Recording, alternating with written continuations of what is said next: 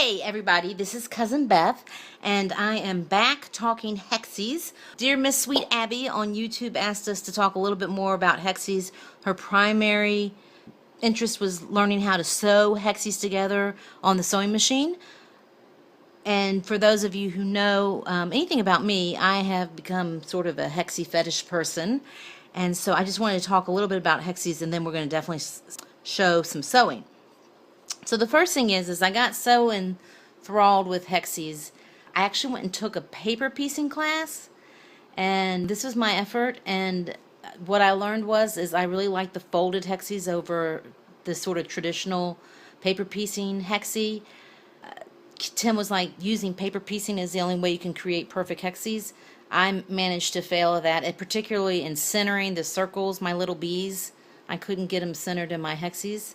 So I haven't done any more bees with folded Hexies, which I'm going to show in a minute, but I am convinced that I can get that circle centered in a folded Hexies better than I can on a piece of paper.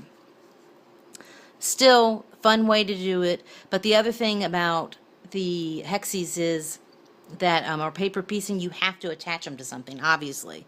I'm going to make a cute little pollinator purse with this, but on to the things that I really love, which are the folded Hexies. If you will follow a link in the show notes about Hexies, folded Hexies, then you'll be able to see how to make them. These are a folded Hexie. So let me see if I can get up close without knocking everything. So what basically you do is you start with a circle, and then you end up with these cute little Hexies. No, they are not perfect. Let me be very clear. Anything I do is not going to be perfect, but they're close enough for government work.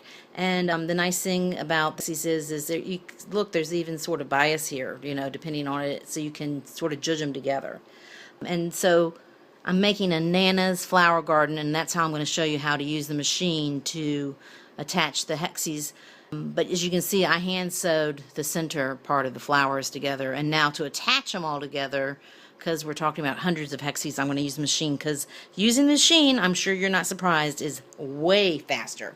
One of the ways you can use folded Hexies is to make placemats, and I have created 2 patterns. They are available on SoManyThings.com, not the shopping part, just on SoManyThings.com. You can click the link, and I'll provide a link in the show notes. This is a watermelon placemat pattern. I can't quite fit it in, but if you visit our page on SoManyThings.com, you'll see a picture of it.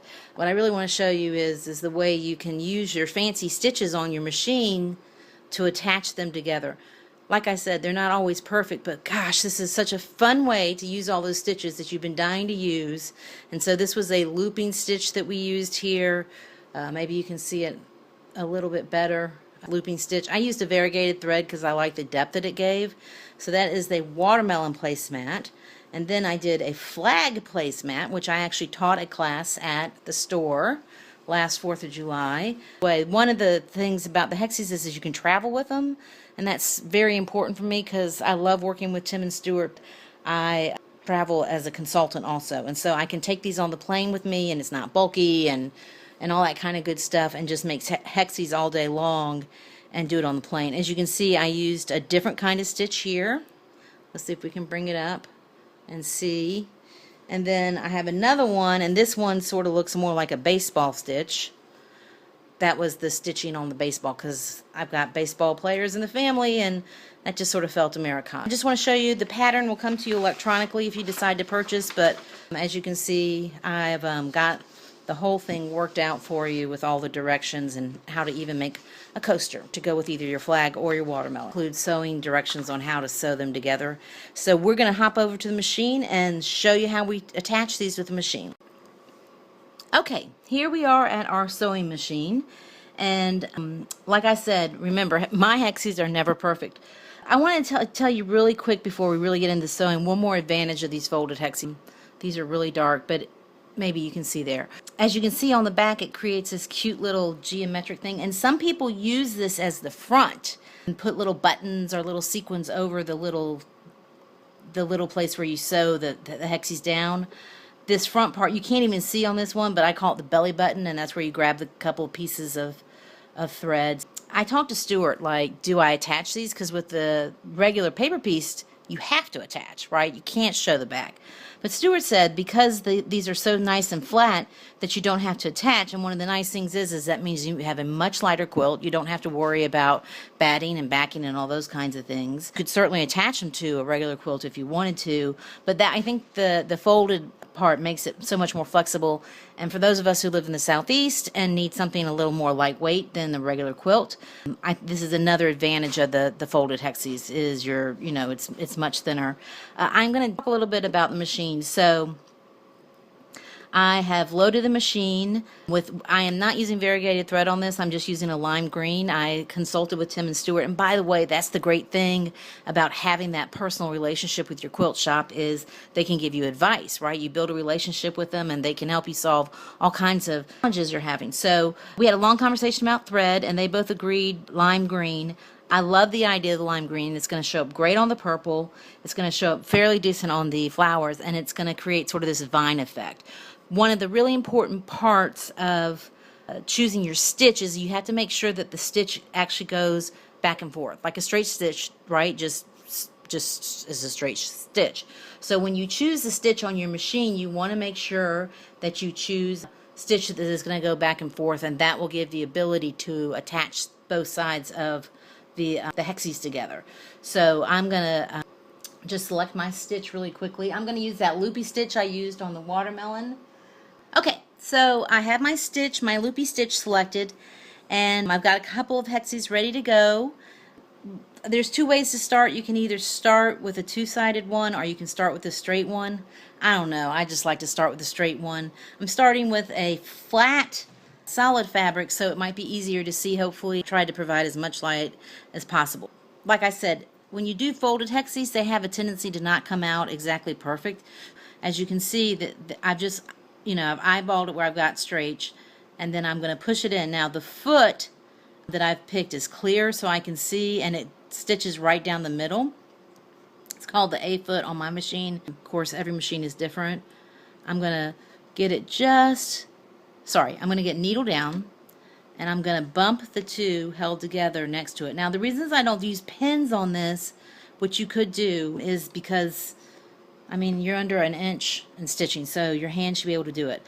I have learned to use my start-stop button on the machine instead of my foot because I have better control, and so I'm going to just push my start-stop button and just gently let the machine pull it through, and you will see, hopefully, how it's going back and forth, connecting the two sides together. The other reason I like doing this part by machine is I'm going to stop and cut so we can see what we've done. So I'm not sure you can see the one side, but on the purple side, I didn't even do it perfect. But you can see I picked that looping stitch and it goes up on the purple side, up on the yellow side, up on the purple side, on the yellow side, and that's what holds them together, right? Now they're connected. And then I'm not going to worry about the trims on the thread quite yet, but I'm going to show you how to go to the next step. Because when you use your stitches, it locks, so you don't have to worry about knots and things like that.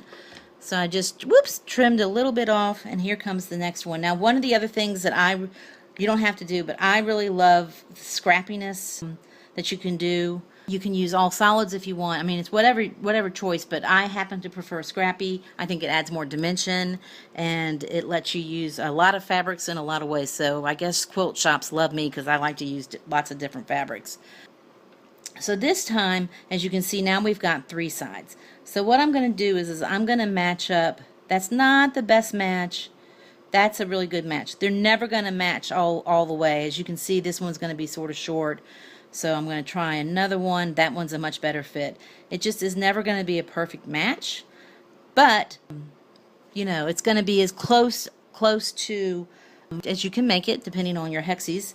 And that's really what it is, right? Quilts are all about love. And unless you're going to do this as a show quilt, then where you have to be perfect. Let me be very clear. If you're going to do a show quilt, it has to be perfect. I'm going to put my foot down and pull up my bobbin thread and get set to go with the next one. My bobbin thread is being ornery tonight. I don't know why. Okay. So here we go. So I've matched up the first two. This does require a lot of turning, so that's something else you need to think about. Once again, having this foot with the split, I sort of use that as my guide. Put my needle down so I can just bump up right against it so I know where we touch. Pull my threads, put my foot down, hit the start stop button, and away we go. So you do have to stop and pivot a lot. And like I showed, you know, the Hexies do have some bias gives. Use that to your advantage in regards to sewing them together. So I'm coming up to that first point. Stop. Needle is down. Turn. Line up those two edges again in between as best I can. Hit the start stop button. And away we go. One of the nice things about doing videos on YouTube is you don't have to come up a time crunch. So, you know, I could sew these together for hours, but I do want to show you several Hexies placed in so you can see. And as you can see, this looping pattern, I'm going to stop, needle down, pivot. Now we're going to be doing the two purples together. Put the presser foot down. I did not end quite in the middle, so I'm going to actually sort of adjust it as I go. Start.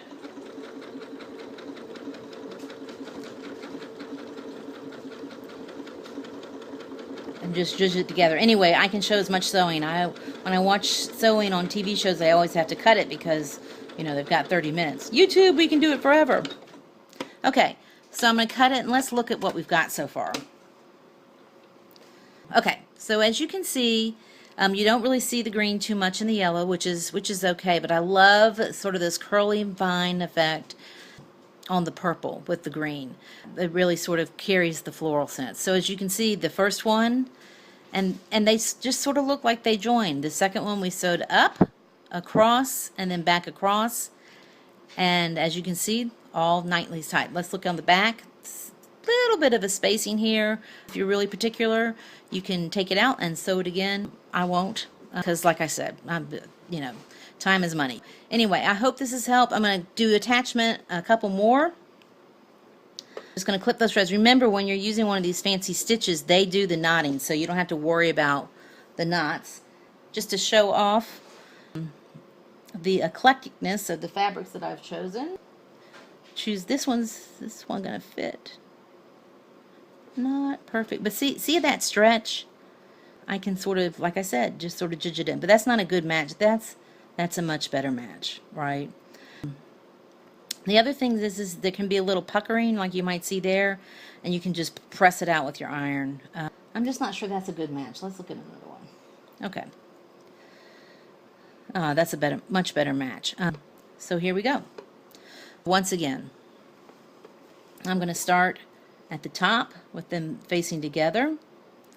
We're going to put the needle down, push those two joining Hexies together, center them, line them up against the, and away we go.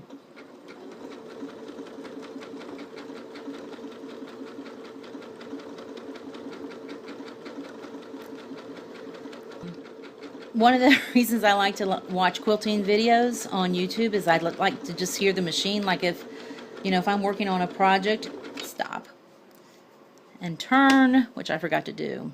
So we're going to be a little off this time. If I'm working on a project, I just like to have quilting videos running in the background because I like to just listen to the noise of the machine.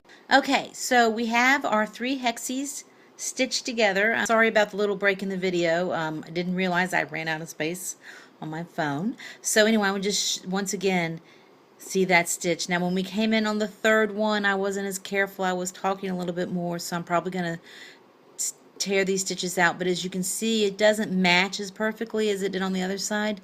But for me, I don't really care because that gives me that feeling of a crazy quilt. So I like to call this my soothing of my need to do a crazy quilt the modern way, because I really admire people who do crazy quilts, but it's an enormous amount of time. I hope this, especially Miss Beautiful Abbey, has helped you see how this can go together really quickly. And I hope you enjoy Hexies. And if you have any more questions, be sure to leave comments, and I will do my best to answer them. Also, really quickly, we're going to put a link to Timm demonstrating the circle cutter, the TrueCut circle cutter. That'll show you how to cut circles really fast. All right, thanks.